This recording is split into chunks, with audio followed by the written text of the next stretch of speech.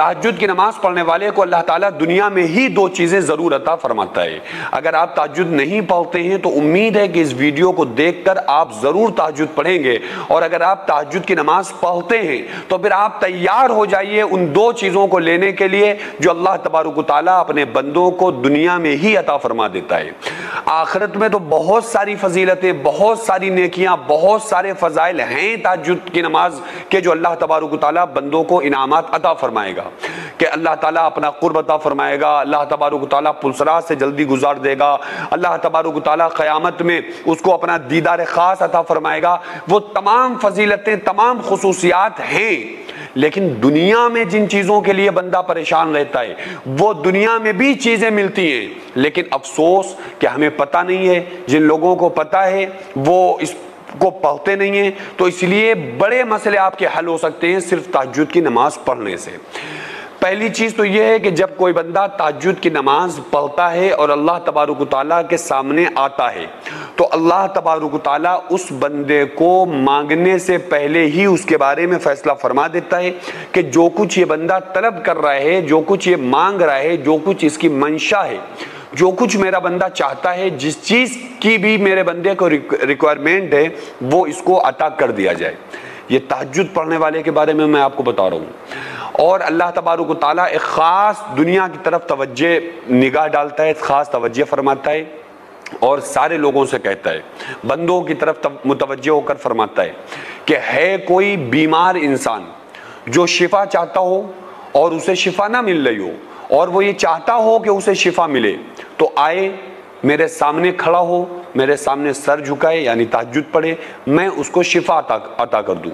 ہے کوئی ایسا بے اولاد جس کو اولاد نہ ہوتی ہو، تو آئے میرے سامنے اپنے رب سے سوال کرے، اپنے آقا سے سوال کرے، اس سے سوال کرے جس نے اس کو بنایا ہے، اس سے سوال کرے جس نے اس کے دماغ کو بنایا ہے، جس سے وہ سوچ رہا ہے، آئے مجھ سے سوال کرے، میں اس کو اولاد عطا کر دوں۔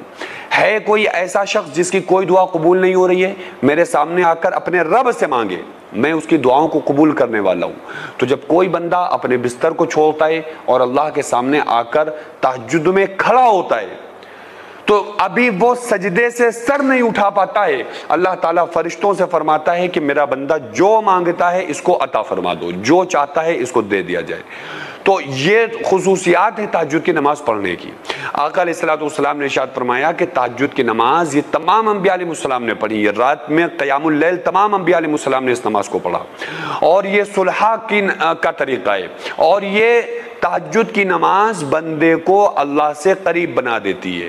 بندے کو معرفت اور نورانیت اور روحانیت جیسی چیزوں کو عطا ہو جاتی ہیں، اس کو مل جاتی ہیں، یعنی وہ نورانیت اور روحانیت کو بھی سمجھ لیتا ہے، اور اس مقام اور درجے پر وہ بندہ فائز ہو جاتا ہے جو بندہ تہجد کی نماز کو پڑھنے والا ہوتا ہے۔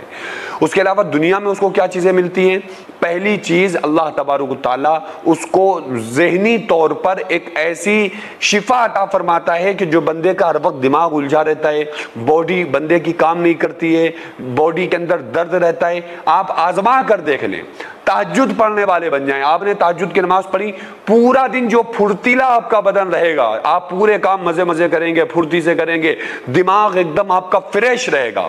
یہ اس کا ایک فائدہ ہے جو اللہ تبارک و تعالیٰ تہجد پڑھنے والوں کو عطا فرماتا ہے، اس کی وجہ سے جو ایک پھرتی عطا کرتا ہے، دماغ کو سکون عطا فرماتا ہے، ٹینشنوں کو ختم کر دیتا ہے۔ دوسری چیز یہ کہ اللہ تبارک و تعالیٰ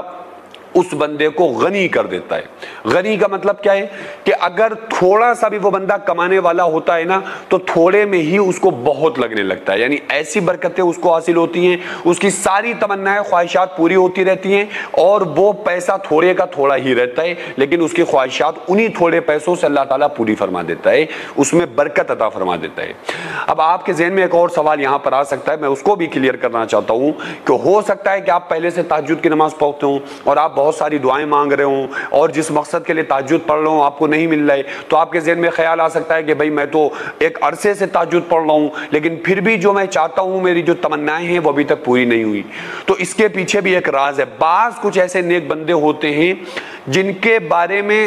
فرشتے کہتے ہیں کہ مولا اس اپنے بندے کو جو مانگ رہا ہے اس کو عطا فرما دے، تو اللہ فرماتا ہے کہ نہیں، اس کا بار بار رونا آنا گڑ گڑانا مجھے اچھا لگ رہا ہے۔ تو اگر دنیا میں فی الفور آپ کو نہیں مل رہا ہے نا، تو آپ سمجھ لیں کہ آپ اللہ کے ایک مخلص بندے ہیں، آپ اللہ کے بڑے قریب بن چکے ہیں، اسی لیے اللہ تعالیٰ آپ کو بار بار اپنے در پہ بلا کے آپ کو رلاتا ہے، کیونکہ آپ کا رونا اللہ کو اچھا لگ رہا ہے۔ اور اگر فی الفور آپ کی دعا قبول نہیں ہوئی تو اللہ تعالیٰ اس دعا کو ہو سکتا ہے کسی مصلحت سے کچھ دیر کے بعد قبول کرے، ورنہ قیامت کے دن اس دعا کے قبول نہ ہونے کی وجہ سے ایسے اجر و انعامات عطا فرمائے گا کہ قیامت کے دن وہ بندہ کہے گا کاش ہماری دنیا میں کوئی دعا قبول نہ ہوئی ہوتی تاکہ یہ اجر و انعامات ہم کو مل سکتے۔